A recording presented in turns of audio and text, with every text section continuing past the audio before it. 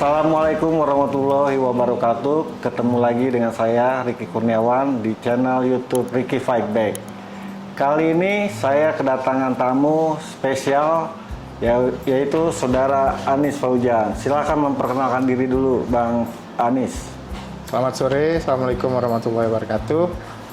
Senang bisa diundang oleh Bang Ricky di podcastnya ini. Mudah-mudahan kita bisa memberikan obrolan yang renyah dan ringan. Ya, Bang Anis itu di Partai Demokrat di DPP di bagian mana? Di anggota Badan Pemenangan Pemilu. Bapilu ya? Ya, Bapilu. Oke, Bang Anis.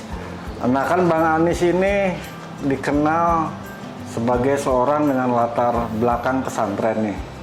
Betul. Apa sih kaitan antara pesantren dengan bidang politik yang sekarang Anda geluti ini? Begini, saya ini kan kebetulan anak desa yang lahir dan dibesarkan dalam kultur pesantren. Kurang lebih pendidikan menengah saya, mulai dari SMP sampai SMA, saya di pesantren. Kemudian 6 tahun di pesantren, setelah itu baru ngambil Fakultas Hukum di Jakarta. Jadi kultur pesantren dan kultur NU itu masih melekat dalam diri saya sampai saat ini. Kalau ditanya apa sih kaitannya dengan politik, pesantren dengan politik? Ya. Pesantren itu adalah mendidik orang untuk mementingkan kepentingan umat. Politik salah satunya soal keumatan itu juga. Itu juga ya. Soal keumatan, soal bagaimana pemberdayaan masyarakat, soal bagaimana mendidik umat supaya mengarah kepada arah yang lebih baik kan gitu-gitu. Itu adalah visi misi pesantren. Dan di partai politik ada visi misi itu gitu loh. Makanya klop sebenarnya antara pesantren dan partai politik itu. Baik. Pak Riki. Oke, pertanyaan selanjutnya, Bung Anis, apa yang menyebabkan Anda terjun ke dunia politik? Jabatan politik itu adalah jabatan yang bisa mempengaruhi banyak hal. Makanya kemudian berjuang di politik akan memberikan impact yang lebih luas daripada kita berjuang di sektor lainnya. Misalkan begini, ada jabatan-jabatan tertentu di Republik ini yang memang itu harus dicapai melalui jalur-jalur politik. Satu, misalkan menjadi anggota DPR RI, itu kan lewat jalur politik ya. Begitu orang menjadi anggota DPR RI, maka dia akan berbuat lebih banyak lagi. Bisa berbuat lebih banyak ya untuk tadi itu, untuk umat untuk ya. Kebaikan bangsa dan negara, untuk masyarakat begitu. Yang lebih luas lagi. Bahasanya ya. Bahasa agamanya umat kan begitu kan. Jadi kenapa saya terjun di politik? Salah satunya karena itu. Karena itu ya, ingin berbuat lebih besar lagi ya skalanya ya untuk umat ya. Ya, pasti itu. Lalu pertanyaan berikutnya, kenapa Anda memilih Partai Demokrat? Ini jawabannya agak panjang. Wah, panjang nih. Saya jangan terlalu panjang, Bang. Agak panjang jawabannya. Tetapi begini, perkenalan saya dengan Partai Demokrat itu dimulai di tahun 2011. Antara 2011 tahun 2012. Waktu itu menjelang pemilihan kepala daerah di Provinsi DKI Jakarta. Pilkada Jakarta tahun 2012 lah kira-kira. Waktu itu saya kebetulan banyak berinteraksi dengan kader-kader Partai Demokrat gitu ya. Di tahun 2011-2012 itu. Dan saya lihat banyak nilai tambah, banyak kelebihan-kelebihan Partai Demokrat yang saya lihat tidak ada di partai lain. Contohnya Bang, apa? Soal nasionalis religius itu. Oh iya. Sebagai seorang santri, nilai-nilai religiusitas itu kan tetap harus kita tanamkan. Iya betul. Makanya saya berpikir begini, waduh, kalau di pesantren kita nyantrinya dengan kiai, kalau di Demokrat kita bisa nyantri dengan Pak SBY lah, Wah, gitu kan. tepat itu, tepat. Ya. Oke. Gitu. Makanya saya memilih berlabuh di Partai Demokrat pada waktu itu, tahun 2012, dan menjadi pengurus di Partai Demokrat DKI Jakarta, DPD DKI Jakarta pada waktu itu. Dan alhamdulillah pada masa Ketua DPD Pak Nara dan Pak Santoso pada waktu itu, dua periode itu saya diberi amanah untuk menjadi Kepala Divisi Komunikasi Publik. Oh gitu ya. Sekarang jadi Bakomsra ya. Jadi Bakomsra. Dulu ya. Divisi Komunikasi Publik namanya. Selama, kalau nggak salah 4 tahun itu saya. 4 tahun ya Bang. Oke. Oke, pertanyaan selanjutnya, apa yang akan Anda lakukan di dunia politik, terutama untuk Partai Demokrat nih Bang? Karena background pendidikan saya adalah hukum, profesi saya sehari-hari sebagai seorang lawyer, saya melihat bahwa sistem hukum di Indonesia ini perlu diperbaiki, perlu dibangun ulang lah kira-kira gitu, supaya bisa melahirkan keadilan untuk semua. Makanya cita-cita politik saya sebenarnya, saya ingin terlibat aktif dalam membangun sistem hukum di Indonesia ini, sehingga kemudian benar-benar hukum ini menciptakan rasa adil bagi semua. Orang tidak lagi susah mengakses keadilan, kira-kira. Kan banyak nih hari-hari ini kita baca orang-orang yang dalam tanda kutip tidak mampu gitu ya, sangat sekali susah untuk mengakses keadilan itu. Padahal kan negara harusnya menjamin rasa adil, harusnya menjamin kepastian hukum bagi masyarakatnya itu. Nah, selanjutnya kan Anda dari bidang hukum ya Bang ya. Kan ada yang bilang bahwa dunia hukum kan lebih independen ya, dia lebih berdiri sendiri lah. Apakah dengan Anda masuk ke dunia politik, Anda merasa independensi Anda hilang sebagai seorang lawyer? Oke. Ini dua hal yang berbeda saya kira, politisi dan lawyer. Begitu orang mau menjadi duduk dalam jabatan tertentu dalam politik, anggaplah misalkan sebagai anggota DPR RI, maka ada persyaratan bahwa dia harus mundur atau cuti sebagai lawyer, sebagai advokat. Ya, karena ini kan dua hal yang berbeda. Lawyer itu adalah penegak hukum.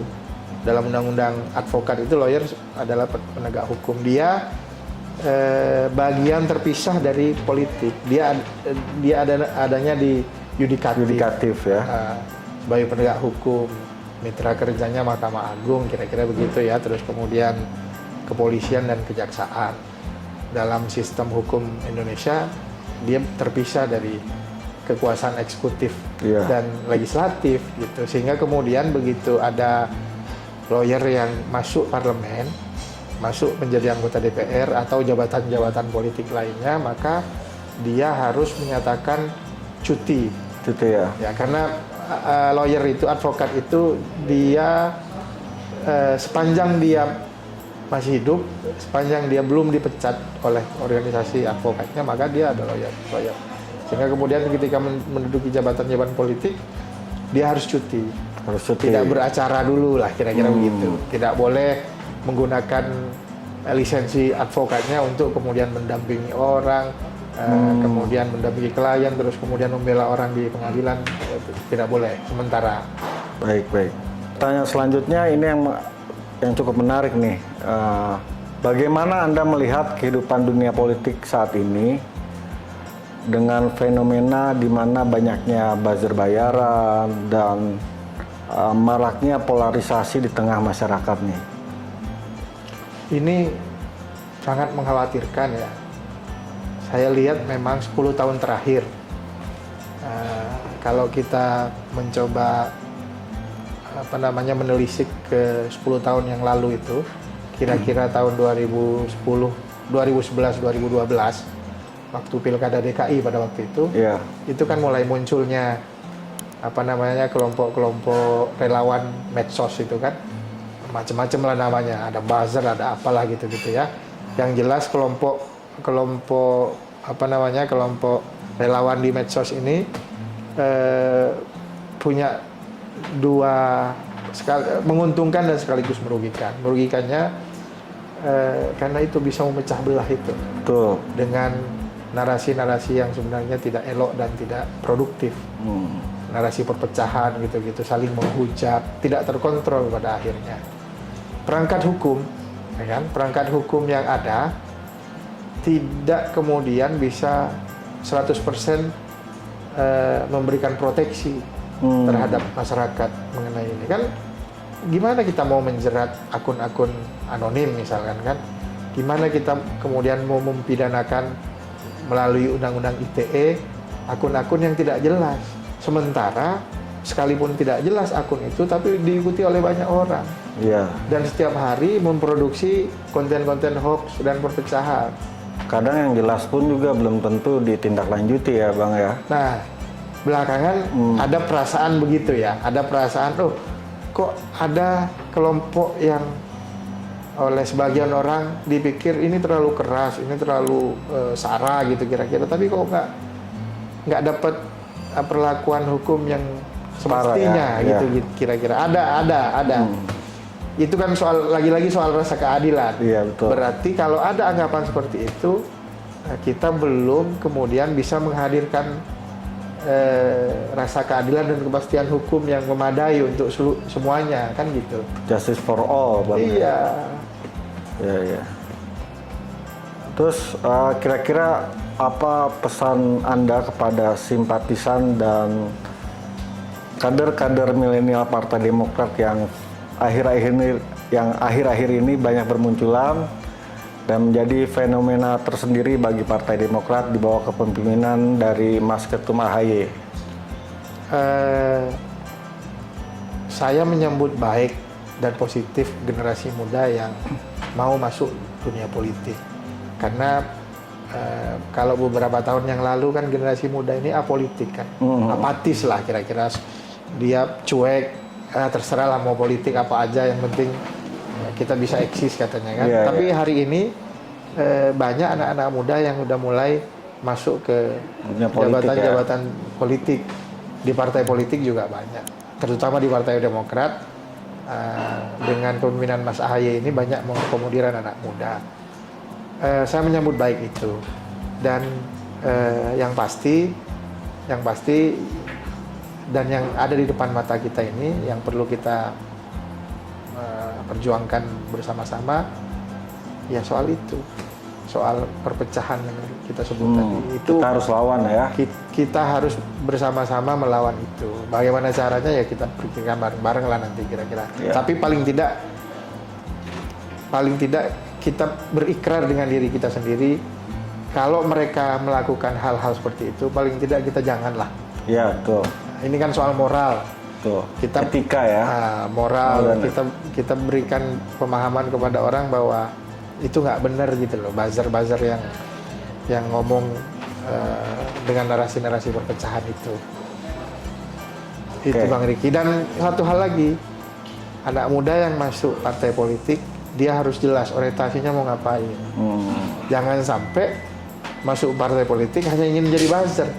Iya. Gitu kan. Orang masuk politik itu kan sebenarnya kan ingin merubah bangsa melalui jabatan-jabatan politik. Itu harus ditanamkan mulai sekarang. Orang yang masuk politik tanpa punya cita-cita politik, pada akhirnya dia akan kehilangan arah. Iya. Jadi pesan saya masuk politik karena ingin memperbaiki bangsa melalui jalur politik. Bukan ingin menjadi buzzer, kira-kira gitu ya. Iya. Baik, demikian obrolan singkat saya dengan Bung Anies Fauzan. Sampai ketemu lagi di channel YouTube lainnya. Bersama saya, Ricky Kurniawan, di channel YouTube Ricky Fight Back. Salam Demokrat. Oke bro.